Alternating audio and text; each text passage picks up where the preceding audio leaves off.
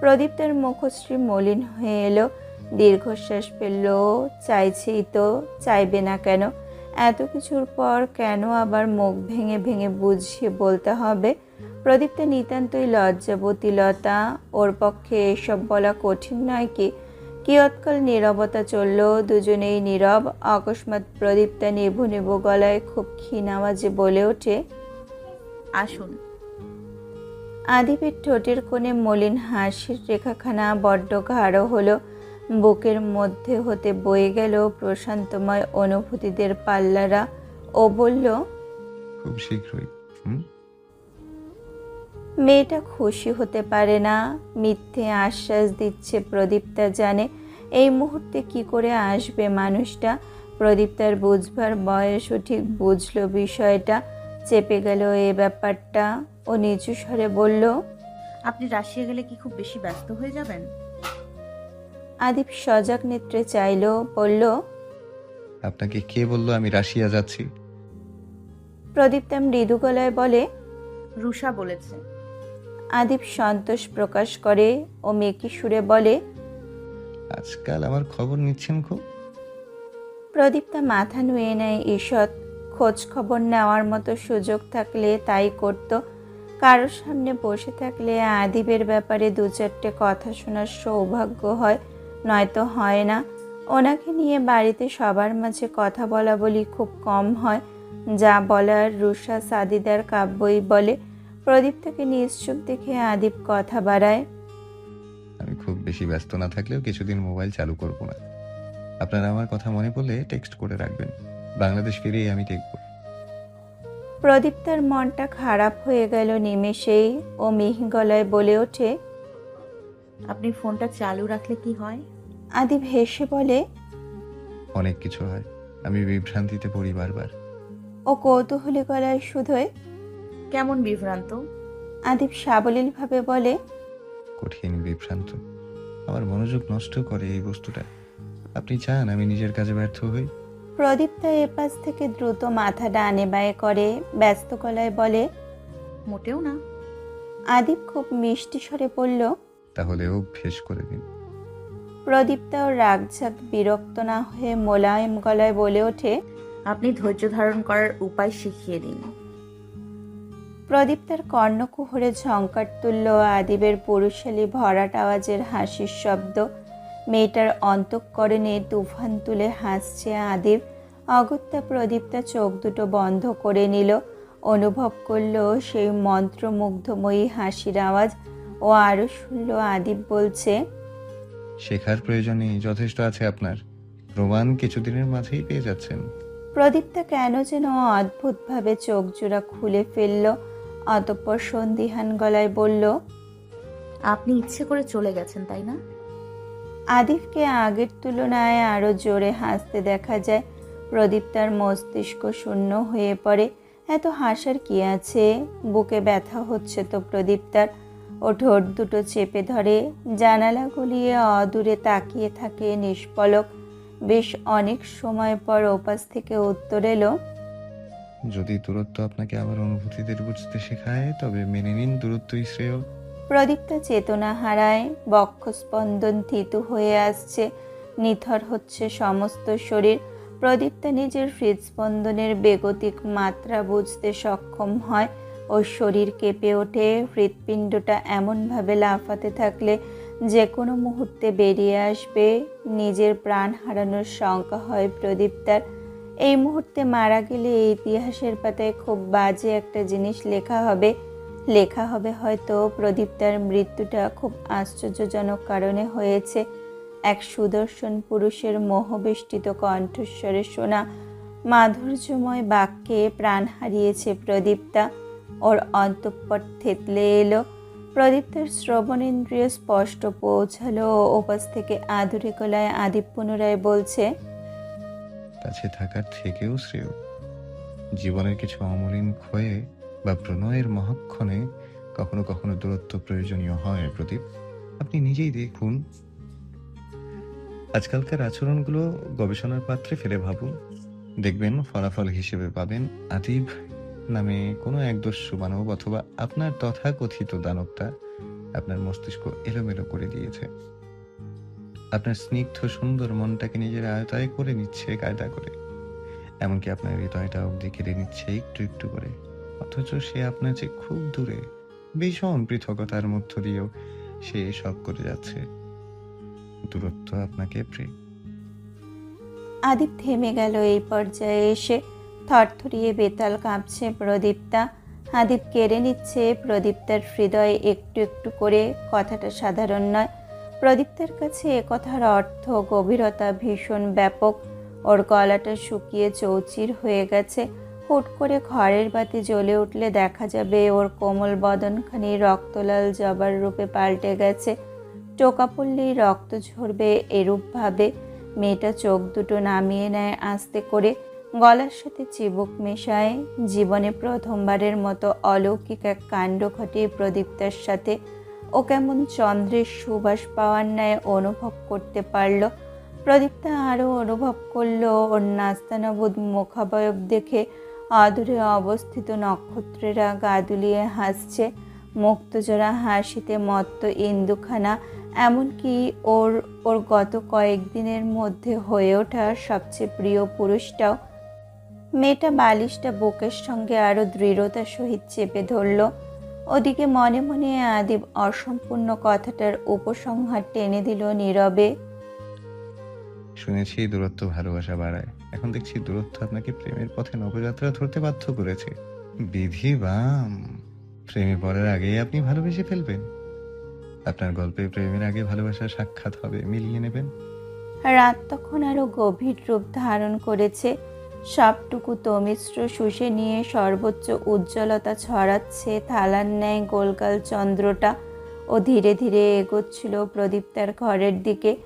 একটু সুযোগ হলেই হয়তো জানলা ভেদ করে ঘরে ঢুকে যেত। প্রদীপ্তা আর আদিবের মাঝে নীরবতা চলমান বহুক্ষণ হলো। প্রদীপ্তা হতবিহ্বল হয়ে মুখে সেই যে কুলুপ এঁটেছে তো এঁটেছে। মেয়েটা মারাত্মক বিস্ময়ে কিংবা অতিরিক্ত লজ্জা পেলে কথা বলতে পারে না, গলা হতে স্বর বেরোয় না। আদিব নিশ্চুপ। প্রদীপ্তার মুখ থেকে কিছু একটা শোনার অপেক্ষায় আছে হয়তো। সেই প্রতীক্ষা করতে করতে ব্যস্ত হাতের আঙুলগুলো কিবোর্ডে লেখালেখির কারণে ব্যস্ত। অথচ এতটা সময় পার হয়ে গেলেও দুজনের একজন কলটা কাটলো না। তারা হয়তো আরও কথা বলবে আরেকটু।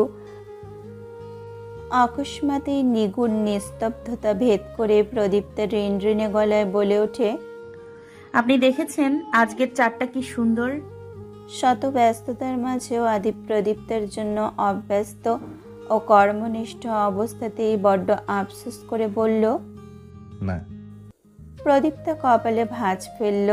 মিহি নরম কণ্ঠস্বরটা কৌতূহল নিয়ে বলে উঠল, আপনি কি পৃথিবীর বাইরে আছেন?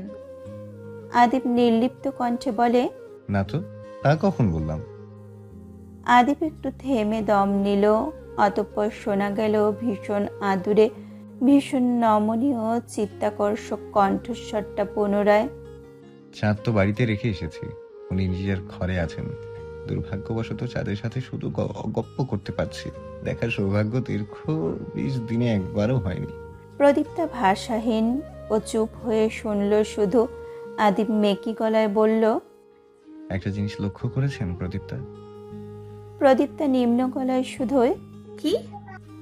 আদিব ভাবলেশীনভাবে বলল, আপনি এখন আর পালাই পালাই করেন না। দীর্ঘদিনের অবসান ঘটিয়ে যার দেখা মেলে তার কাছ থেকে পালাই পালাই করার তো প্রশ্নই আসে না। প্রদীপ্তা মিহি কণ্ঠে বলল, কি কলকাটি? আদিব বিচলিত হলো না মোটেও, বরং হাসি মুখে বলল, কেটেই দেখুন। আদিব এই মুহূর্তে কল কাটলে কি করবে প্রদীপ্তা জানে না। আদেও কিছু করতে পারবে কিনা সন্দেহ। তবুও মেয়েটা ভীত এই বাক্যের সাথে। অমন দুঃসাহসও ভুলেও দেখালো না।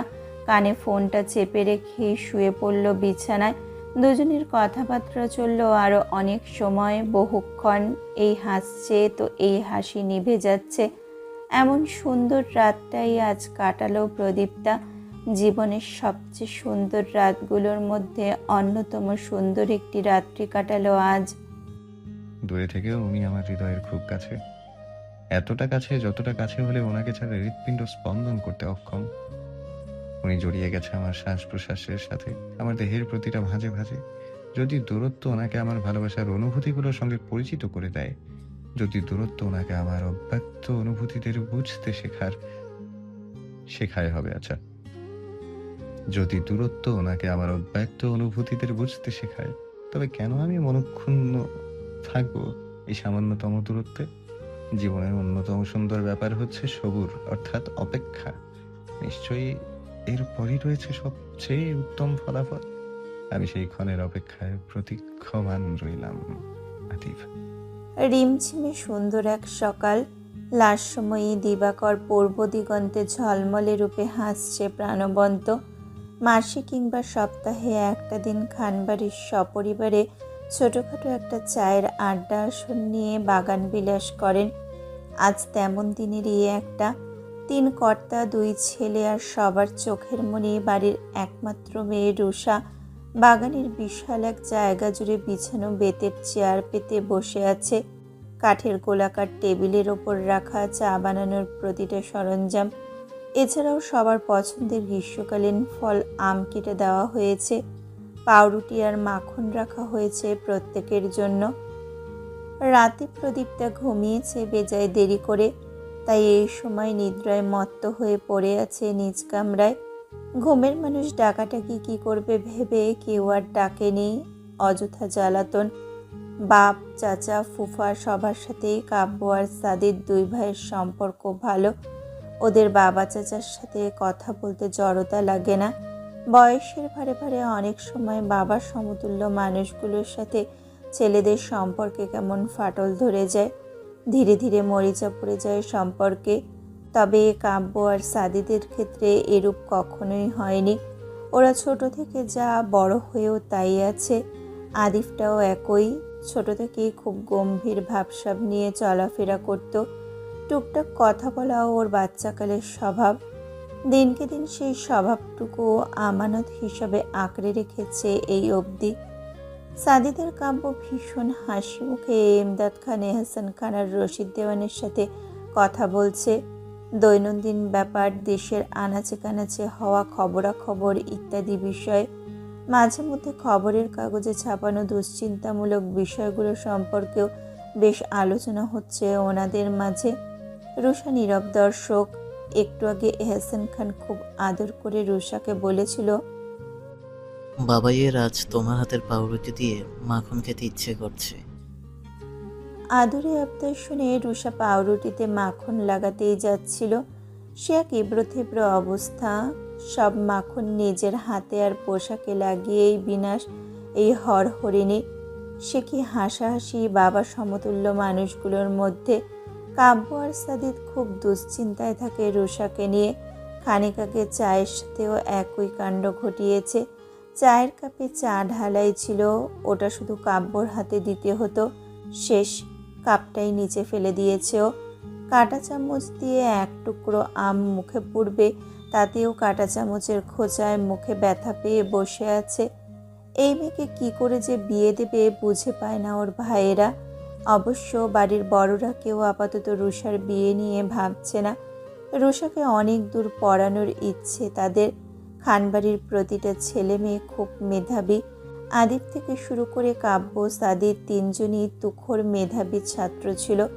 3 জন মেধার জন্য খুব কমও পুরস্কার আনেনি এই বাড়িতে। এদিকে ওদের বোন হয়ে রুষা হয়েছে আস্ত একটা ফাঁকিবাজ। পড়াশোনায় ভীষণ অনীহা মেটার। যাই হোক, কথা বলতে বলতে হঠাৎ একটা পর্যায়ে এসে ইমদাদ খান বলে ওঠেন, রশিদ, তুমি ওই ব্যাপারটা নিয়ে কিছু ভেবেছো? রশিদ দেওয়ান হাসি মুখটা নিভিয়ে খানিক সরু নেত্রে তাকালো। অবুঝ গলায় শুধোয়, কোন ব্যাপারটা দাদা? ইমদাদ খান কিঞ্চিত গদগদে গলায় বলল, আরে ভুলে গেলে নাকি? ওই দিন রাতে না তোমায় বললাম সেজুতির ভাসুরের ছেলের কথাটা? রশিদ দেওয়ান ব্যাপারটা মনে করতে পেরে বললেন। ও হ্যাঁ হ্যাঁ, মনে পড়েছে।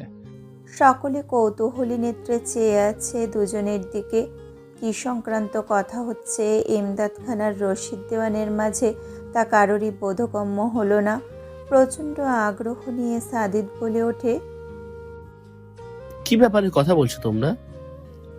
এমদাদ খান বেজায় সাবলীলভাবেই বলেন, আদির ছোট খালা প্রভার মায়ের জন্য একটা বিয়ের প্রস্তাব এনেছে, সেই সম্পর্কেই আর কি। সুন্দর একখানা মুহূর্তের চেহারা নিমেষেই বদলে দিতে এই সংবাদটা যেন ভীষণ ভালো ভূমিকা পালন করলো। হাস্যোজ্জ্বল পরিবেশটার মাঝে গুমট বাঁধল ক্ষণিকে। রুষা ভিমড়ি খেয়ে উঠল, বিস্মিত নেত্রে চাইল এমদাদ খানের দিকে। কাব্যের চোয়ালে শক্ত হয়ে গেছে, ফুলে উঠেছে নাকের পাটা। সাদিদের ভাবমূর্তিও একই রকম।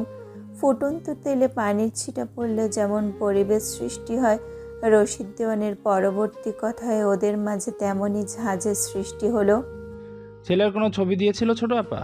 আগে ছেলেকে দেখতাম আর কি, তারপর না হয় মেয়ে দেখাতাম। স্বচ্ছ মনে একদিনে রশিদ দেওয়ান কথা বলে থামলেন সবে। তৎক্ষণাৎ বজ্রকণ্ঠে কাব্য বলে ওঠে, প্রভার বিয়ের কথা কেন উঠছে বাড়িতে? বিমূল নেত্রে কাব্যর দিকে তাকালো সবাই। এমদাদ খান খানিক স্বাভাবিক কণ্ঠে বললেন, বিয়ের কথা কই, এমনি ওনারা দেখতে চায়। ভদ্রলোক কথাটা সম্পন্ন করতে পারলেন না। ওনাকে থামিয়ে দিয়ে দ্বিগুণ তেতে উঠল কাব্য। আশ্চর্য, দেখাদেখির কথাই বা উঠবে কেন এখন? সবে ভার্সিটিতে ভর্তি করেছো ওকে, পড়াশোনাটা শান্তিতে করতে দেবে না? কদিন হয়েছে ও এখানে এসেছে, এর মাঝেই বিয়ে নিয়ে পড়েছ? আঙ্কেল, আপনারা কি, আপনার মেয়েকে নিজের কাছে রাখতে কষ্ট হচ্ছে? কষ্ট হলে এত বেগ পুছিয়ে ওকে গ্রাম থেকে আনলেনই বা কেন? বিয়ে দিতে এনেছেন। কাব্যটার আগে গজগজ করছে। সাদিদার রুষার বেলায়ও তাই। ওরা এমদাদ খানের কর্মকাণ্ডে তেতো বিরক্ত। ভাবেও নিয়ে এত জলদি প্রদীপ তার বিয়ের কথা বাড়িতে উঠবে। অপরদিকে এমদাদ খান, এহসান খান, রশিদ দেওয়ান আশ্চর্য কাব্যর দুম করে তেতে ওঠার দৃশ্যে। সামান্য বিষয়ে এত রাগ করার কি আছে? ভালোভাবেও কথাগুলো বলা সম্ভব ছিল। এহসান খান বললেন, এমন রেগে যাওয়ার কি হলো? শান্ত হয়ে বললে কি ওনারা শুনতো না? কাব্য গম্ভীর কণ্ঠে জবাব দেয়, সুন্দর কি না সুন্দর সেটা কোনো বিষয় না। আমি তো আশ্চর্য হয়ে যাচ্ছি তোমাদের চিন্তা ভাবনায়। প্রভাকে এই বাড়ি থেকে তাড়ানোর কথা তোমাদের মাথায় এলোই বা কি করে? বিস্মিত হলো প্রত্যেকে। চটে গেলেন এহসান খান। কে তাড়াবে ওকে? তাড়ানোর কথা কোত্থেকে আসছে? ওকে বাড়ি থেকে কেন তাড়াবে? তোমার মাথাটা কি গেছে কাব্য? কাব্য ভরাট গলায় বলল, তাহলে তোমরাই বলো। একটা মেয়ে 1 মাস হবে আমাদের বাড়িতে এলো, এর মাঝেই তোমরা ওর বিয়ের কথা তুলে ফেলছো। এটাকে তাড়ানো বলবো না তো কি বলবো? এমদাদ খান, রশিদ দেওয়ান তাজ্জব বনে তাকিয়ে আছে কাব্যের দিকে। এহসান খান রেগে গেছেন ছেলের আচরণে। তার মতে হুট করে গর্ধপের ন্যায় আচরণ করেছে তার ছেলে।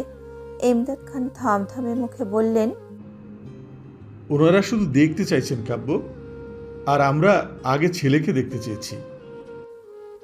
ও বলে, ছেলেকেই বা কেন দেখতে চাইবে? ছেলেকেই বা কেন দেখতে চাইবে? নিশ্চয়ই কথাবার্তা আগানোর জন্য। আজ সম্মতিটা রুষার জন্য এলে তো অবশ্যই ফিরিয়ে দিতে। বলো দিতে না? এখন আবার এই কথা বলো যে প্রভা বড়। প্রভা রুষার সমবয়সী, 1 কিংবা 1.5 বছর অনেক কিছু নয়। কাব্য থামে। রাগে জ্বলছে ওর শরীর। প্রদীপ তার বিয়ে কথাটা ও সহ্যই করতে পারল না। এর কারণ ও প্রদীপটাকে নিজের আপন বোনের মতো স্নেহ করে। আর আরও একটি অন্যতম কারণ হলো প্রাণপ্রিয় বড় ভাই মেয়েটাকে ভালোবাসে। বড় ভাইয়ের জন্য বরাদ্দ বস্তু অন্য কেউ ছিনিয়ে নিতে আসা তো দূরে থাক, কাব্য সাদিদ সেই বস্তুর উপর অন্যত্র কারো নজরও বরদাস্ত করতে রাজি না। প্রদীপ তাকে হেফাজতে রাখার দায়িত্ব দিয়ে গেছে আদিব। সে দায়িত্ব অক্ষরে অক্ষরে পালন করা ওদের জন্য ফরজ ওদের মতে। কাব্য আধ খাওয়া পাউরুটি রেখে উঠে গেল। গটগট পায়ে প্রস্থান হলো। দেখা দেখি উঠে গেল সাদিদ আর রুষাও। ওদের অতর্কিত কাণ্ডে হতবিহবল প্রত্যেকে, বিশেষ করে রশিদ দেওয়ান। হলোটা কি আসলে? এমদাদ খান কেমন কপালে হাত দিলেন, যেন অজ্ঞাত শঙ্কায় চুপসে পড়লেন। দুশ্চিন্তায় পড়লেন ভীষণ। কক্সবাজারের ধকল কাটিয়ে দুদিন হলো চট্টগ্রাম ফিরেছে আদিব। আজই আবার চট্টগ্রাম ছেড়ে দিনাজপুর সদরে এসে হাজির হয়েছে। আদিবের সঙ্গে এসেছে ওর গোপন ফোর্স। একটা তৎনগত অপারেশন শুরু করতেই এত বন্দোবস্ত। অঞ্চলভিত্তিক কোনরূপ উপলক্ষ ব্যতীত সংগঠন হয়েছে বিশাল এক মেলা। হরেক রকমের দোকানপাট বসেছে তাতে। মানুষের গাদাগাদি, গায়ে গায়ে বাড়ি খাওয়া ভাবটা তো আছে। বাজ পাখির ন্যায় ধূর্ত দৃষ্টিটা সারা মেলা জুড়ে বিস্তার করছে।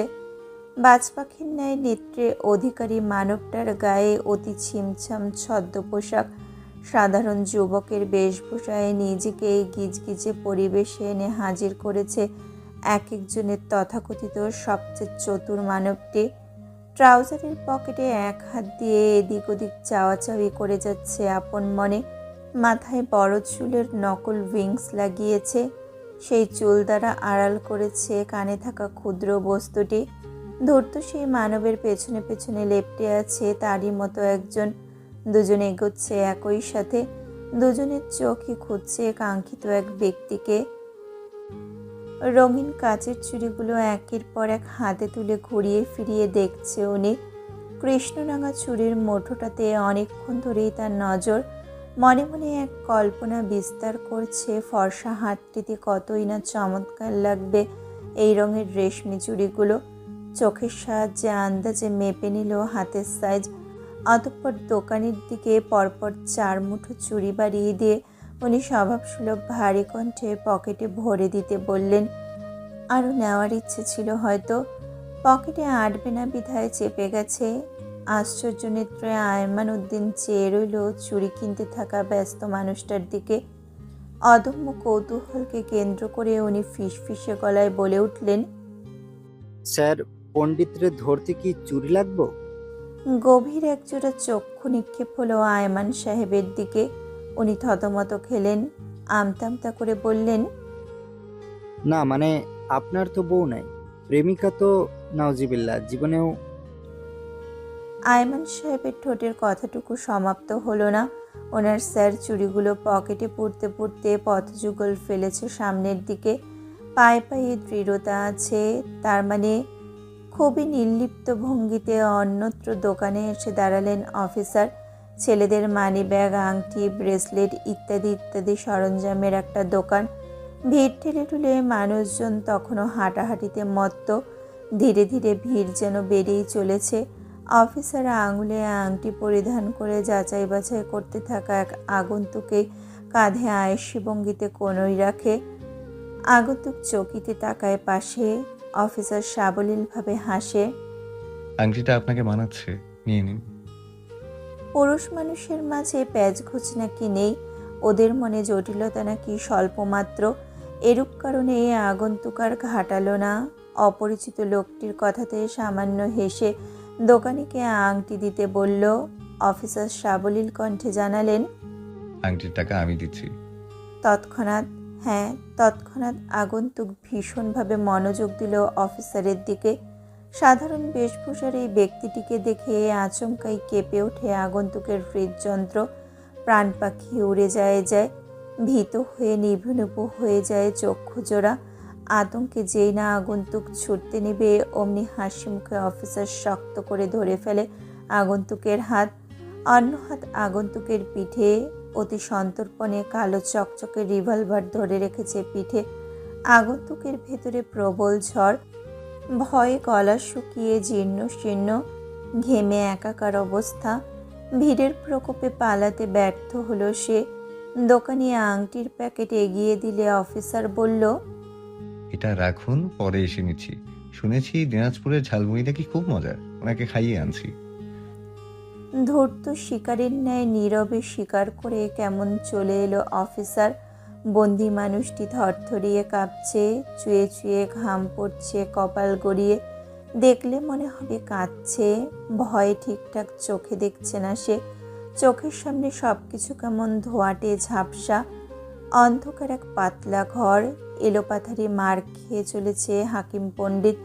39 কিংবা 40 বছরের একজন পুরুষ। থরথরিয়ে শরীর কাঁপছে তার। সামনে নির্বাক মুখে দাঁড়িয়ে আছে একজন ভয়ঙ্কর অবয়ব। নিভু আলোয় সুশ্রী মুখশ্রীখানা দৃশ্যমান। অথচ এই অঢেল সৌন্দর্যের মাত্রার চেয়েও বেশি দেখা যাচ্ছে তার কঠোরতা, তার মুখের শক্ত আবরণ। ধাতু দ্বারা তৈরি এই মুখ, কেমন ধাতু? নিশ্চিত কোনো শক্ত ধাতু। আয়মান উদ্দিনের হাতে সর্বশেষ থাপ্পড়টা খেয়ে ফুপিয়ে ওঠে হাকিম পণ্ডিত।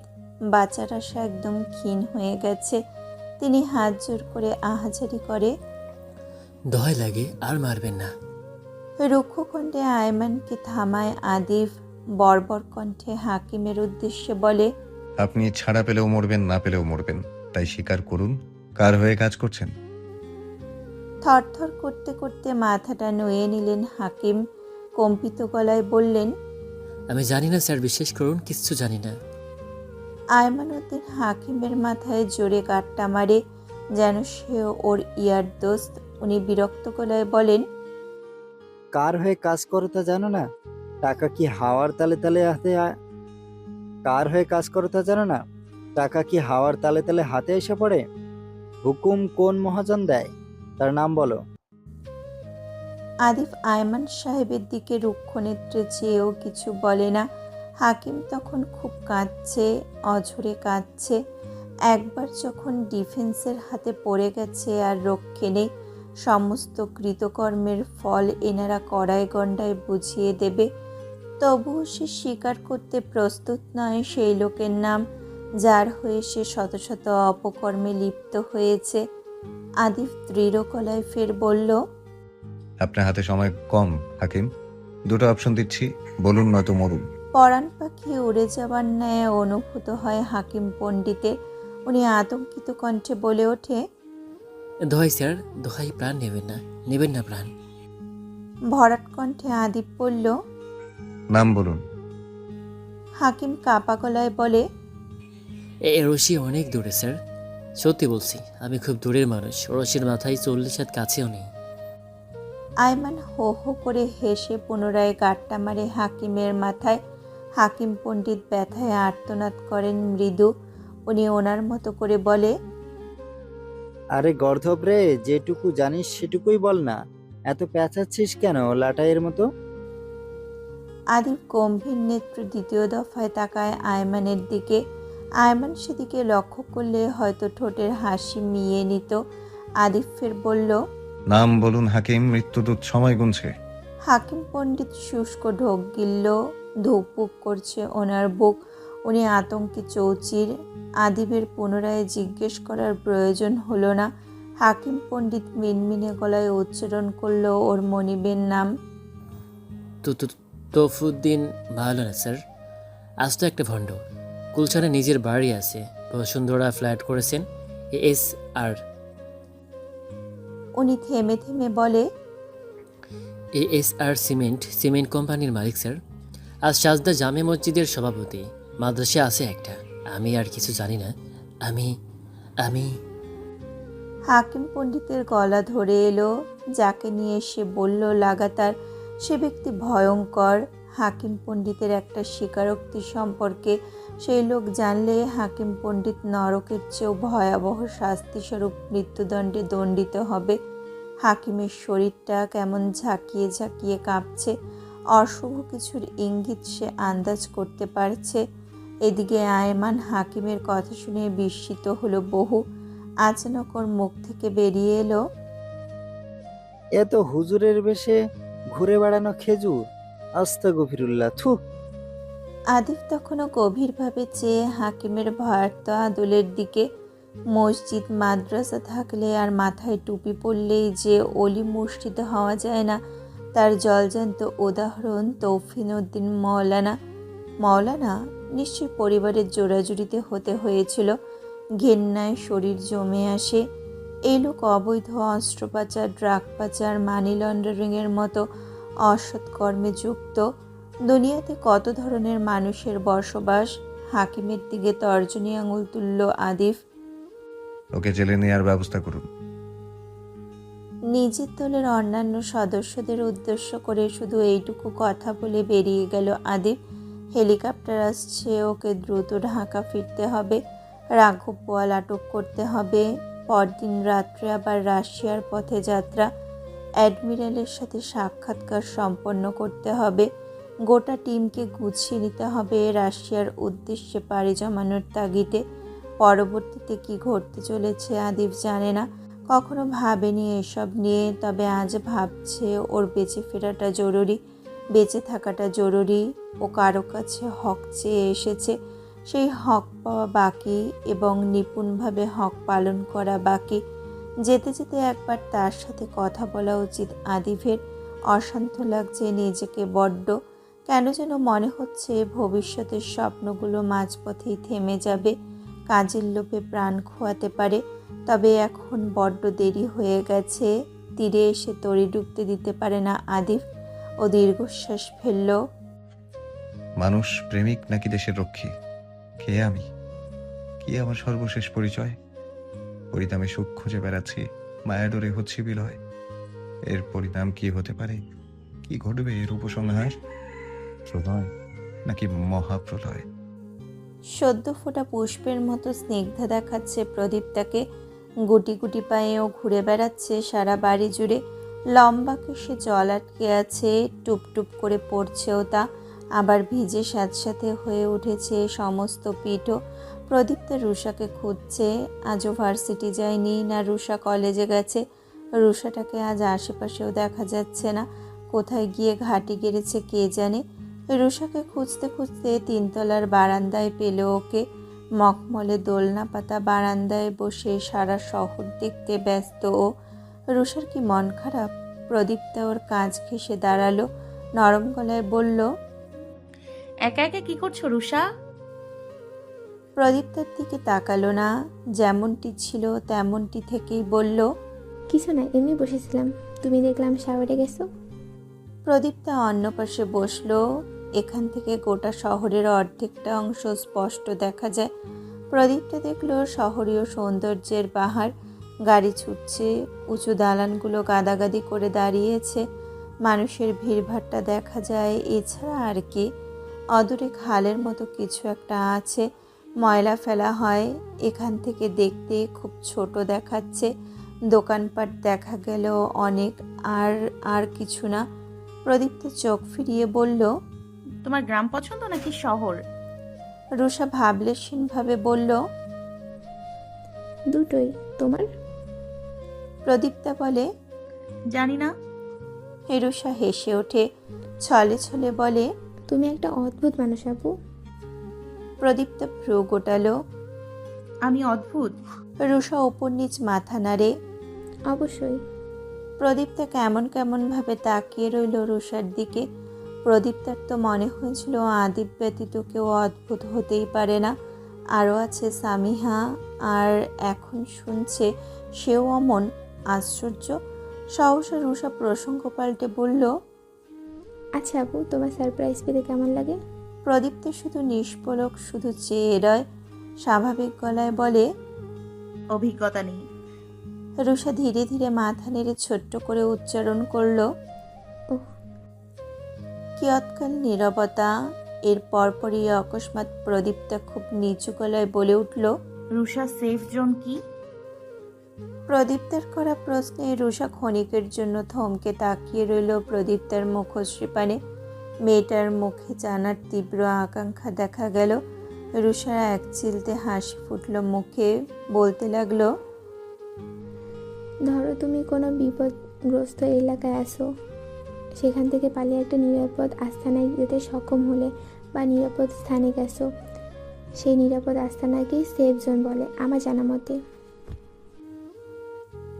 প্রদীপ্তা নিশ্চুপ শুধু শুনল, কোনো ভাব ব্যক্তি নেই মুখাবয়বে। নিষ্পলক, নির্বিকার ও মনোযোগ সহিত শ্রবণ করল প্রতিটা বাক্য। পশ্চিম আকাশে সূর্য উঠবে এ তো অবাস্তব। তার মানে সূর্যটা আজ আঁকাবাঁকা নিয়মে বিশাল থেকে বিশালতম অম্বরের বুকে উদিত হয়েছে। কই, সকাল থেকে তো এই ব্যাপারে পৃথিবী ওলটপালট হওয়া কোনো সংবাদ প্রদীপ্তার কর্ণপাত হলো না। ও তপ্ত শ্বাস ফেলল, চোখ ডলল দু হাতে। অবিশ্বাস্য হলেও সত্য, কাল রাতের পর আদিব উধাও হয়ে যায়নি। এই তো আধ ঘন্টা আগে মেসেজ পাঠিয়েছিল। সেই নোটিফিকেশন জমেছে ফোনে। প্রদীপ্তা ঘরে ছিল না বিধায় ঠিক সময় মেসেজের রিপ্লাই দিতে ব্যর্থ হয়েছে। প্রদীপ্তার কি সরাসরি কল করা উচিত, নাকি মেসেজ পাঠাবে প্রথমে? কোনটা করলে ভদ্রতার কাতারে পড়বে? এমনিতেই লজ্জা বিস্ময় সব জড়ো হয়ে ঘাপটি মেরেছে প্রদীপ্তার অন্তঃস্থলে। হবে নাই বা কেন? আদিফ তো বলে গিয়েছিল সে রাতে কল দিয়ে জ্বালাবে। কাল রাতেই কল করেছিল, তবে জ্বালায়নি। প্রগাঢ় অনুভূতির জোয়ারে ভাসিয়েছে প্রদীপ্তাকে। সে মহৎ ব্যক্তি তো, একদিন কথা বললে দীর্ঘদিন নিরুদ্দেশ থাকে। অথচ কাল রাতে কথা বলার পর আজ আবারও সে আর্জি জানাচ্ছে। প্রদীপ, আপনার কণ্ঠস্বর শুনতে চাইছি। মেয়েটা একদিকে যেমন আশ্চর্য হয়েছে, অপরদিকে তেমনই লজ্জায় লাল টমেটো হয়ে গেছে। আচ্ছা, ও কি প্রেম করছে, যেমনটা উপন্যাসের নায়ক নায়িকারা করে, কিংবা আশেপাশের মানুষজন করে বেড়ায়? প্রদীপ্তা বিছানায় বসলো, জলের গ্লাসে ঠোঁট ছোঁয়াতে ছোঁয়াতে ডায়াল করলো আদিফের নম্বরে। বেশ সময় নিয়ে রিসিভ হলো কলটা। প্রদীপ্তা সেই চিরচির সুন্দর কণ্ঠস্বরটা শোনার আশায় প্রতীক্ষমান তখন। আহা বিধিবাম! হুট করে টুটটুট শব্দ করে কেটে গেল ফোন কল। বিহ্বল হলো প্রদীপ্তা। কিঞ্চিত বিরক্ত হয়ে ফোনের স্ক্রিনে তাকাতেই দেখলো তার জনাব লিখে পাঠিয়েছেন, সামনে মানুষ আছে প্রদীপ, কথা বলতে পারছি না। অমানিশ্বর তরে ভাটা পড়ে প্রদীপ্তার আদল। ভেতরটা দমে এলো মন খারাপে। আফসোস করলো ফোন রেখে বাইরে যাওয়ার জন্য।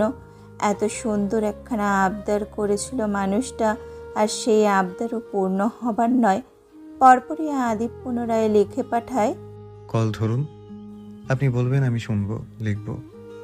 মুহূর্তে অন্ধকার কেটে প্রদীপ্তার চোখ দুটো চকচক করে ওঠে। ভাবান্তরহীন মেয়েটা কল চাপল। রিসিভ হতে সেকেন্ডও লাগে না। তবে গুলিয়ে যায় প্রদীপ্তা। কি বলবে, আগে কি বলতে পারে? মেয়েটার মাথা কেমন ফাঁকা হয়ে আসছে। কোনো শব্দ যেন দুনিয়াতে অবস্থান্তর নেই, সব বিলুপ্ত হয়ে গেছে। কল করলে আগে ভাগে কথাটা তো আদিফই তুলে। মিনিট পেরোলো, ঘোর নৈশব্দ ফোনের এপাশে ওপাশে। অবশেষে প্রদীপ্তা দেখলো আদিপ টেক্সট করেছে, কিছু বলুন ম্যাম, আপনার কণ্ঠস্বর শোনাটা আমার জন্য জরুরি। হৃদয়টা আনচান করছে, মনটা উসখুস করছে। প্রদীপ্তা শুষ্ক ঢোক গিলল। মরুর ন্যায় খড়খড়ে হয়ে যাওয়া গলাটা ভিজিয়ে নিয়ে বলল, আপনি আজ ফোন বন্ধ করেননি কেন? আদিফ অন্তর জুড়ালো প্রদীপ্তার কণ্ঠ দিয়ে। ওপাশ থেকে অনেক পরে জবাব এলো। আদিফ লিখেছে, ফোন বন্ধ করলে ভালো হতো। প্রদীপ্তা ভরকে যায়, ব্যস্ত গলায় বলে, না, এটা কখন বললাম? আবারও কিয়ৎক্ষণ অপেক্ষা করতে হয় প্রদীপ্তার। প্রসঙ্গ পাল্টে আদিফ লিখে, কি করছেন? প্রদীপ্তা স্বাভাবিক কণ্ঠে বলে, কিছু না, আপনি? নৈশব্দ। প্রদীপ্তা প্রতি উত্তরের আশায় বসে রইল। এবার সময় আরও কাটে। আদিবের পক্ষ থেকে কোনো বার্তা আসছে না। প্রদীপ্তার কেমন চিন্তা জাগে মনে। ও মিহি কণ্ঠে শুধায়, আপনি কি ব্যস্ত? প্রদীপ্তা দেখল সেকেন্ডের ব্যবধানেই উত্তর এলো। নিজের পাশ থেকে মিউট করে রাখা আদিব মিউট অফ করেছে এবং কণ্ঠ যথেষ্ট স্বাভাবিক রেখে সে বলছে, আপনার জন্য ব্যস্ত নই, আপনি বলতে থাকুন। প্রদীপ্তা কোনো কিছু বলবে তার আগেই ও আরও শুনল ওপাশ থেকে অন্যত্র পুরুষালী কণ্ঠস্বর, কিছু বললেন তাশরিদ? রিপিট এগেন, শুনতে পাইনি। ব্যাস এতটুকুই। আদিব ফের কল মিউট করে দেয়। ওপাশ থেকে ভেসে আসে না খুনাক্ষরটুকুও। প্রদীপ্তার অধর কোণে সূক্ষ্ম হাসি ঝুলল তৎক্ষণাৎ। ও লক্ষ্য করলো আদিব বলেই থামেনি, লিখেও পাঠিয়েছে, আমি ব্যস্ত নই প্রদীপ। আপনার কণ্ঠস্বর উপেক্ষা করার মতন ব্যস্ততা আমার জীবনে কখনো না আসুক। প্রদীপ্তা গালে হাত দিয়ে ভাবলো কি আছে ওর কণ্ঠে। তেমন কিছু আছে কি, যেমন কিছু আজকাল প্রদীপ্তা আদিফের কণ্ঠে পায়। অতিমাত্রায় মাধুর্যতার অফুরন্ত ভালোবাসার প্রলেপ জড়িত কণ্ঠের প্রতিটা শব্দ প্রদীপ্তার নিকট অতি প্রিয়।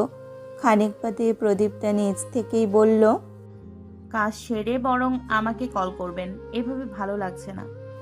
সঙ্গে সঙ্গে জবাব এলো খুদে বার্তার মাধ্যমে। পরে সময় হবে না প্রদীপ। প্রদীপ্তা পাল্টা প্রশ্ন করায় আগে দ্বিতীয় ধাপে এলো ছোট্ট বার্তাটা। কাল রাশিয়া যাচ্ছি, এর আগে আপনার সাথে যোগাযোগ করা সম্ভব নয়। দীর্ঘশ্বাস ফেলল প্রদীপ্তা। জানে সে লাগাতার ফোন চালু রাখতে পারবে না আদিব। তার উপর কোথাও যাওয়ার ধকল আছে। ও জড়তাহীন নিম্নকণ্ঠে শুধায়, যাওয়ার পর পারবেন? এসিযুক্ত শীতালভ কক্ষে কাউচে শক্ত ভঙ্গিতে বসে থাকা আদিবের ঠোঁটে অনুবীক্ষণ যন্ত্রের সাহায্যে চোখে পড়ার ন্যায় সূক্ষ্ম হাসির রেখা উদীয়মান হলো।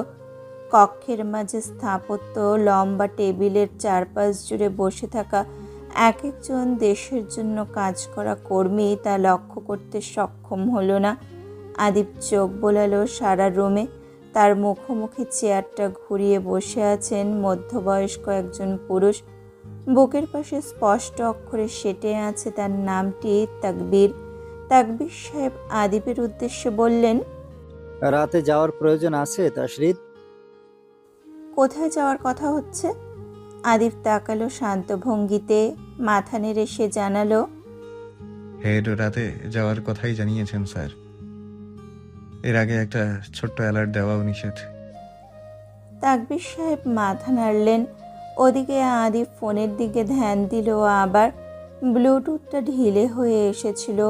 ওটাকে ঠিক করতে করতে ও গুটি গুটি অক্ষরগুলো লিখল। নির্ভেজাল তথ্য দিতে পারছি না, দুঃখিত। প্রদীপ্তা বিষণ্ণ মুখে বিড়বিড় করল নিষ্ঠুর। পরক্ষণেই নিজেকে শাসালো। সাহস কত হয়েছে আজকাল! একটা মানুষ নিজের কাজ ছেড়ে দিবে নাকি তার জন্য? কেমন প্রদীপ্তা কেমন হয়ে যাচ্ছে! ভদ্র সভ্য স্বভাবটা ঘেটে ঘ হয়ে যাচ্ছে দিন দিন। প্রদীপ্তা বলল, আপনি কতদিন ওখানে থাকবেন? জানি না, কাজের উপর নির্ভরশীল। প্রদীপ্তা ছোট্ট করে শুধু উচ্চারণ করলো, ওহ। এর বাইরে কিচ্ছুটি না। আদিব তাকবীর সাহেবের কথা শোনায় আবারও খানিক ধ্যান দিয়েছে। খুবই জরুরি আলাপ আলোচনা তাদের মাঝে হচ্ছে। এর মাঝেও যে আদিব প্রদীপ্তাকে সময় দিচ্ছে এটা যথেষ্ট। তা না হলে এই ব্যস্ত মুহূর্তে প্রদীপ্তার সাথে কথা বলে নিজের সমস্ত ধ্যান ওর মধ্যে স্থাপন করা আদিবের উচিত ছিল না। আপনি খেয়েছেন? মিষ্টি কণ্ঠস্বরটা শুনে চোখ একটু সময়ের জন্য বুঝে নিল আদিব। আঙুল চালিয়ে লিখল, জি। আপনি? প্রদীপ্তার এই নিয়মে কথা বলতে মোটেও ভালো লাগছে না। এটা কোনো নিয়ম হলো কথা বলার? তবুও কোথাও না কোথাও সন্তুষ্ট। মানুষটা কাজের ভিড়েও তাকে সময় দিচ্ছে। যেভাবেই হোক না, খারাপ কি? এখন প্রদীপ্তার ওহির বলা সেই কথাগুলো খুব মনে পড়ে। মেয়েটা বলেছিল, আপু, তোমার কাছে সময় কম, যতটুকু আছে আদিব ভাইয়ের পাশাপাশি থাকবে, কাছাকাছি থাকবে, দেখবে অনেক কিছু জানতে পারবে। আমার ভাইয়া মোটেও খারাপ নয়। আসলেই তো প্রদীপ্তা অনেক কিছু জানতে পেরেছে। নিজের মাঝে জন্ম নিয়েছে নব্য অনুভূতিরা। তাদের প্রত্যেককে প্রদীপ্তা এখন চিনতে পারে। ও জবাব দিল, খেয়েছি। গুড। নিজের যত্ন নেবেন। নিচ্ছি। নৈশব্দ প্রদীপ্তার পক্ষ থেকে। ওপাশ থেকেও এবার আর বার্তা আসলো না। হতাশ চিত্তে প্রদীপ্তা বসে রইল। তবুও কল কাটল না এই আশায় যদি আদিব পুনরায় মেসেজ পাঠায়। প্রদীপ্তা শূন্যে দৃষ্টি নিক্ষেপ করে ভাবল, ও কি ছিল? ওর কি এমন হওয়ার কথা ছিল? কেমন একটা হয়ে গেছে না ও? একটা ছেলের সাথে প্রদীপ্তা রাত বিরেতে কথা বলে, অনেক কথা, যতটা কথা ও একটা মেয়ের সাথেও বলে না, কিংবা রুষা সাদিদার কাব্যর সাথেও বলে না। প্রদীপ্তার মস্তিষ্ক আজ হুট করে প্রশ্ন করলো ওকে। প্রদীপ্তা, মিথ্যা বলো না, তুমি কি প্রেমে পড়েছো? কাঁপল প্রদীপ্তার আত্মা। হৃদয়ে উঠল দুর্বার ঝড়। অনুভব করলো তার হৃদস্পন্দন ক্রমশ বেড়ে যাচ্ছে। মস্তিষ্ক থমকে গেছে। নিয়ন্ত্রণহীন উদ্গীরণ ঘটেছে অন্তঃপটে। হচ্ছেটা কি? যাচ্ছে তাই ভাবনারা তোলপাড় করে দিচ্ছে ওকে। প্রদীপ্তা অজান্তেই কি নিজের বিপদ ডেকে আনলো? বিপদ? কেমন বিপদ? সামান্য যাতনা নাকি মরণ? ওর হাত পা অবশ হয়ে গেছে ইতিমধ্যে। ওর হাত থেকে মোবাইলটা পড়ে গিয়েছিল। নোটিফিকেশনের শব্দ বেজে উঠতেই সম্বিত ফিরে প্রদীপ্তার। ও মাথা ঝাপটে নিজের বেতাল অনুভূতিতে নিয়ন্ত্রণ করার প্রচেষ্টা করলো। ফোনটা হাতে নিল, দেখলো কল কাটেনি। আদিব গুটির শব্দে ওকে লিখে পাঠিয়েছে। প্রদীপ্তা, প্রদীপ্তা গভীরভাবে দেখলো মেসেজটা। এই ডাকে কি ততটা মাধুর্য মিশ্রিত আছে যতটা আদিব নিজের গলায় ডাকলে শোনায়? প্রদীপ্তা দেখলো পরপর মেসেজ এসেছে আরও। আমি মানুষের কাছে নিজের অনুভূতি প্রকাশে অনিচ্ছুক, তবে আপনার বেলায় কেমন যেন সব কিছুই আলাদা। বড় একটা আবদার করি, আমার কথা রাখবেন, আবদারটা মানবেন, অনুরোধ করছি। আমার জন্য অপেক্ষা করবেন, ততটা অপেক্ষা করবেন যতটা অপেক্ষা করলে এই দেহের রক্তাক্ত বিধ্বস্ত ও ক্ষতবিক্ষত অবস্থাতেও আমার মনে হবে যে কেউ একজন আমার জন্য প্রতীক্ষমান আছে। আমার ফেরা প্রয়োজন। আমার মস্তিষ্কের সচলতা ক্ষীণ হয়ে আসতে আসতেও যেন জানান দিয়ে যায় আমার এখনো তাকে দেখার তৃষ্ণা মেটেনি। মৃত্যু দেখেও মিটবে কিনা সন্দেহ, তবুও তাকে আরেকবার দেখে তৃষ্ণা মেটানো প্রয়োজন। সম্পূর্ণ না হোক, পানির খোঁজে তৃষ্ণার্ত কাকতার মতো গলা ভেজানোর সমর্থকে আমি না হয় হৃদয়ে ভেজালাম তাকে দেখে। আমার যেন সেই মুহূর্তে এসে মনে হয় যে আমার এখনো একটা পবিত্র শুভ্র গোলাপকে ছোঁয়া বাকি, একটা স্নিগ্ধ পদ্মাকে স্পর্শ করা বাকি, পদ্ম ফুলের মাঝে নিজেকে বিলীন করা বাকি। আমার ফিরতে হবে ওই পদ্মর জন্য, ওই প্রতীক্ষমান নারীর জন্য, যে আমার হৃদয় হতে শুরু করে আমার নিদ্রা, কল্পনা, মস্তিষ্ক এবং অনুভূতিদের অব্দি হরণ করেছে। আমার হৃদয় ঈশ্বরে অপেক্ষা করবেন আমার জন্য, অধীর অপেক্ষা। প্রদীপ্তের শীতল হাত পা আরও শক্ত হয়ে এলো।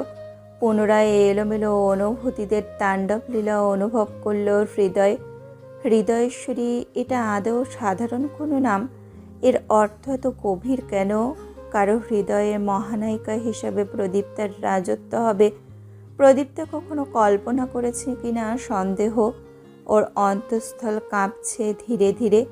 আদি বাবার মেসেজ পাঠালো। প্রদীপ, ফোনটা রাখতে হবে আমার, এক্ষুনি বেরোনো প্রয়োজন, ভালো থাকবেন।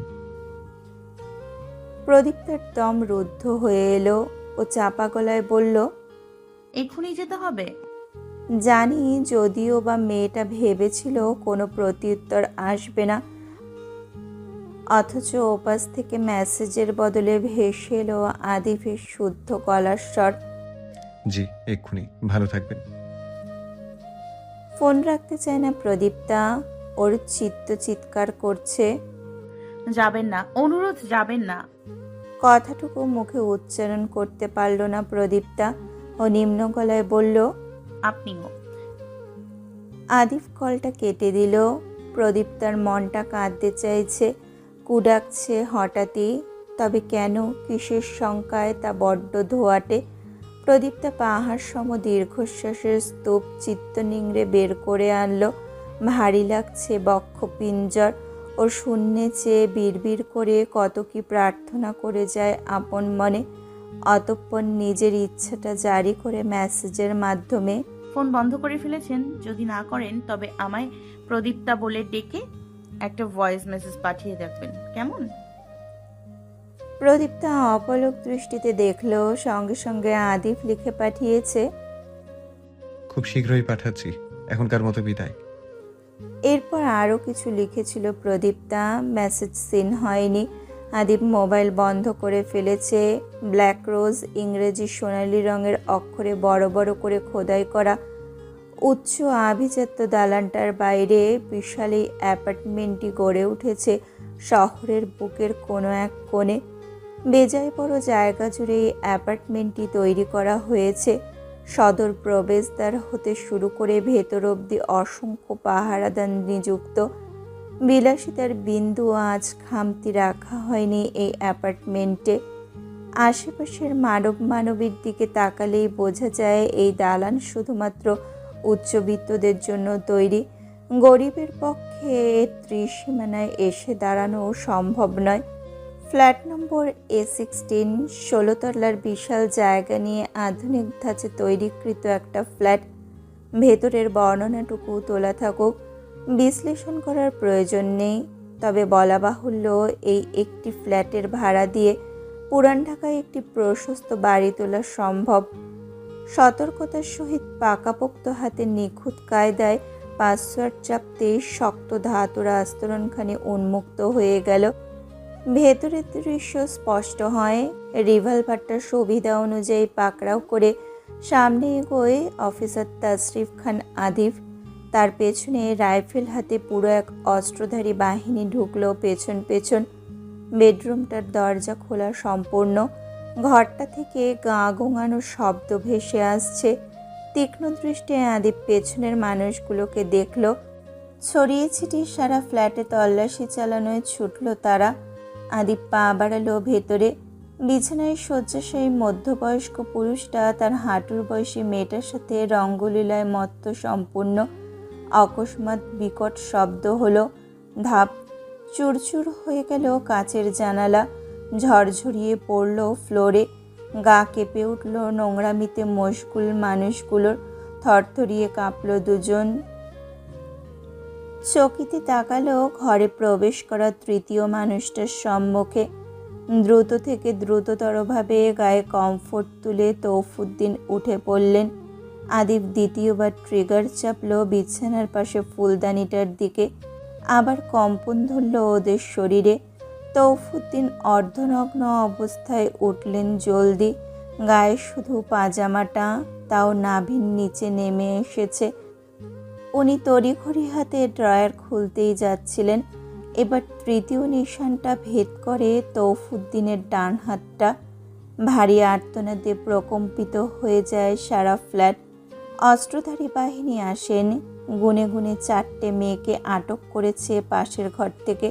তৌফুদ্দিন ব্যথায় প্রশ্নটুকু ছুটতে পারে না কেন এসেছেন। সে জানে ওনারা কেন এসেছে। ধরা পড়ে গেছে এই সন্ত্রাস।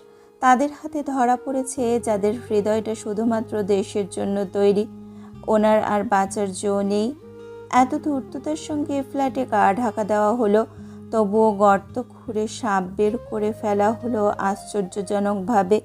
তাই বুঝি বাংলাদেশ শৃঙ্খলা বাহিনীর মর্যাদা এত উচ্চ। তারা ধূর্ত, তীক্ষ্ণ বুদ্ধির অধিকারী নিঃসন্দেহে।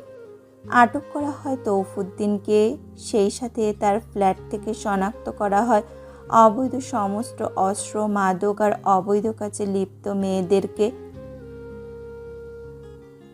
অ্যাপার্টমেন্টের বাকি ফ্ল্যাটগুলোতে কঠোর তদারকি জারি করা হলো। কত অবৈধতা, কত পাপ, কত অপরাধী যে ধরা পড়ল এই সেনাদের হাতে, তা খবরের চ্যানেলে দেখালো সম্পূর্ণ কাটাছেঁড়া ব্যতীত। অর্থাৎ খবরের চ্যানেলে ওপরের একপাশে লাল কালির লাইভ লেখাটা জ্বলন্ত রইল। তাকবীর সাহেব এসে আদিবের বাহুতে হাত রাখেন। তখন সাদা শার্টের হাতা গোটানোয় ব্যস্ত আদিব। উনি বাহবা দিলেন। Very good job officer. এত বুদ্ধি শেখেন কোত্থেকে?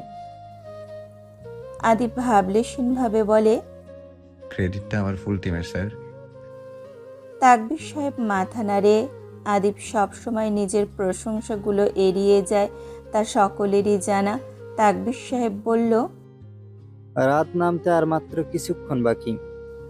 আদিব মাথা নেড়ে বলে, ফখরুল হাসান আমার জন্য অপেক্ষা করছেন হয়তো। হাইড থেকে কে জিতে দেখি। হাসে তাকবীর সাহেব। খুব মুগ্ধ চোখে সামনের মানুষটার দিকে তাকিয়ে হাসে। শুক্রবারের সকাল। স্বচ্ছজ্জ্বল আকাশটা শুভ্রতার চাদরে খাঁ খাঁ করছে। ছুটির দিন বিধায় খানবাড়ির সদস্যরা বাড়িতে আজ। মার্কেট বন্ধ। রশিদ দেওয়ান এমদাদ খানদের স্বভাবসুলভ রোজকার ন্যায় বসার ঘরে বসে খবরের কাগজ পড়ছিলেন এমদাদ খান। অন্যত্র সোফায় বসে চা খাচ্ছেন রশিদ দেওয়ান। কিছু ব্যবসায়িক কাগজপত্র নিয়ে বসেছেন। হিসাব নিকাশে ব্যস্ত। ছেলে মেয়েগুলো আজ সকাল সকাল বাগানে গিয়ে বসেছে। সহসা ক্রিং ক্রিং শব্দে বাজতে থাকা মোবাইলটা নিয়ে ব্যগ্র পায়ে ছুটে এলেন শীতল বেগম। স্বামীর হাতে ফোনটা তুলে দিতে দিতে উনি বললেন, ফোন এসেছে তোমার? অনেকক্ষণ ধরে বাজছিল। রশিদ দেওয়ান চোখের চশমাটা খুলে টেবিলে রাখেন। নম্বরের দিকে তাকিয়ে দেখেন দোকানের কর্মচারী আবুল ফোন করেছে। এত সকালে ছেলেটার ফোন পেয়ে উনি একটু ভাবুক হলেন বটে। ফোনটা রিসিভ করে কানে চাপলে শুনেন ছেলেটা বলছে, কাকা খবর পাইছেন আপনার শাশুড়ি যে মারা গেছে, একটু আগে মরেছে বলে আমারে আপনাকে বউ কইল। রশিদ দেওয়ানের বুঝতে সময় লাগলো না কোন শাশুড়ি। শীতল বেগমের মা তো অনেক আগে গত হয়েছেন। অকস্মাৎ ওনার মাথার টনক নড়ে ওঠে। প্রদীপ্তার নানু? আবুলদের বাড়ি প্রদীপ্তার নানা বাড়ির পাশে। ছেলেটা ঢাকায় এসে কাজ করে। আগে প্রদীপ্তার সব খবরাখবর এর থেকেই নেওয়া হতো। আবুলের স্ত্রী রোজ খবর জানাতেন। রশিদ দেওয়ান ক্ষণিকের জন্য বিমূঢ় হয়ে পড়লেন। এই মুহূর্তে কি করবেন দিকদিশা খুঁজে পেলেন না। উনি ওই বাড়িতে যেতে চান না, তবে প্রদীপ্তা তো চাইবে। মেয়েটাকে এ খবর জানালে কেমন অবস্থা হবে, মেয়েটা কেমন প্রতিক্রিয়া করবে, এসব ভেবেই রশিদ দেওয়ানের মুখটা শুকিয়ে এলো। দুশ্চিন্তায় কপালে হাত রাখলেন তিনি। মোবাইল নামালেন কান থেকে।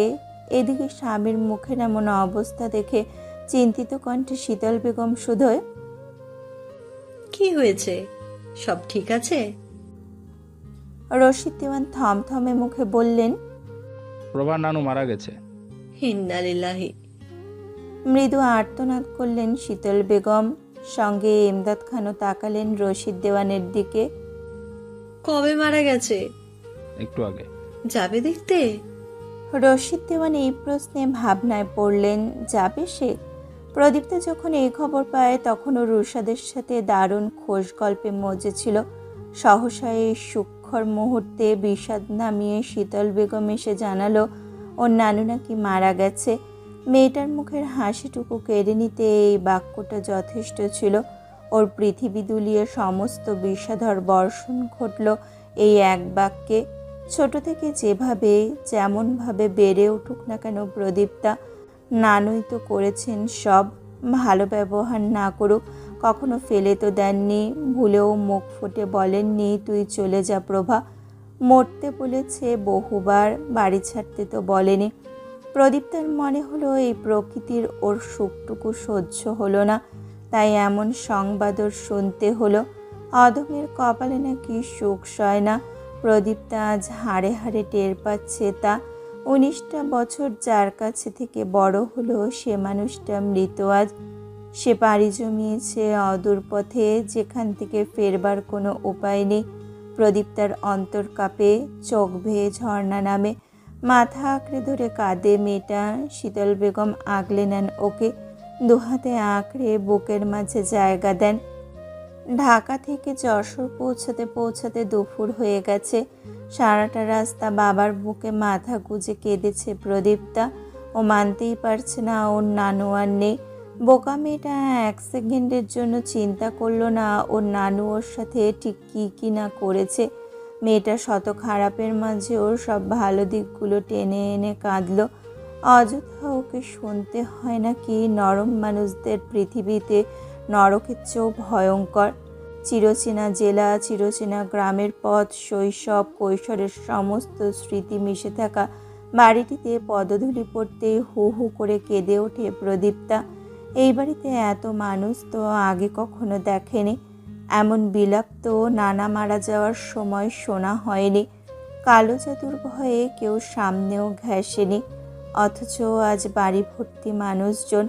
মাটির ঘরের দুয়ারে বসে কপালে হাত রেখে অঝরে কাঁদছে প্রদীপ্তার খালা, ওনার মেয়েরা।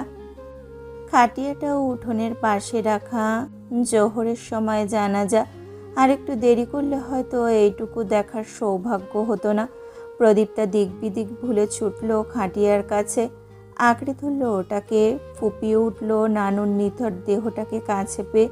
প্রদীপ্তা হয়তো খেয়ালই করেনি ওর অনাকাঙ্ক্ষিত উপস্থিত এবারের সদস্যদের ওপর কেমন প্রভাব ফেলেছে, ওদের ভাবভঙ্গি কেমন, ওদের প্রতিক্রিয়া কেমন।